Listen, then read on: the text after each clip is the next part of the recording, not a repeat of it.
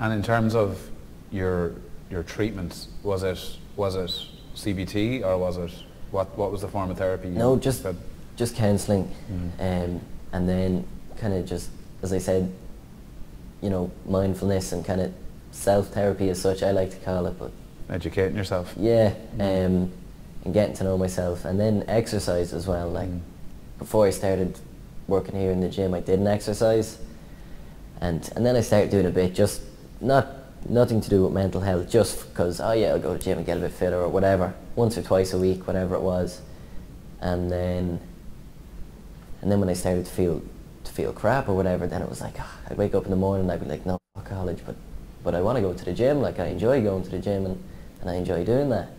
And then I'd go, and then it went from, you know, I'd like to go to the gym tomorrow to I have to go. And I'd wake up, and that's not to say everyone has to go to the gym and you'll feel deadly, because each person is different. But for me, it's a huge part of my life now, just getting up and going and spending an hour by yourself doing your bit. And it's not even to look good, or it's just about the peacefulness.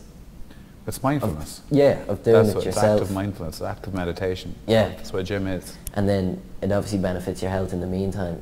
And see, with the one thing as well, with the gym and exercise and whatever it is, you got to be aware of that fine line between where it becomes obsessive and where it's actually a benefit for your, you know, and don't get me, I've crossed that line, unfortunately, and it became the point where you'd wake up and go, oh my God, I didn't go to the gym today, and feeling profoundly guilty about it. That's where it becomes obsessive. Yeah. And it's okay, you know, to feel that way if you're guilty. If you were just doing it because you're being a lazy bollocks and you didn't want to go, that's fine.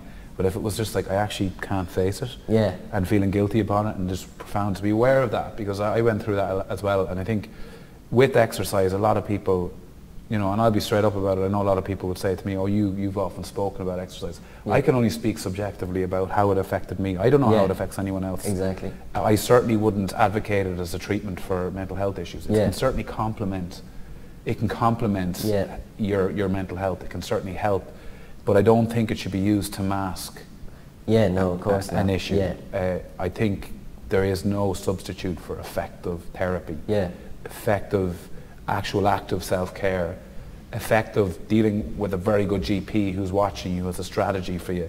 Exercise absolutely fits in.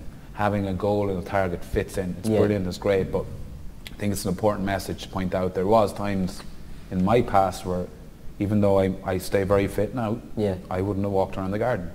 I wouldn't have got out of my bed. So I think it's important, I think, that you found exercise and you love it. Just harness it in the right way.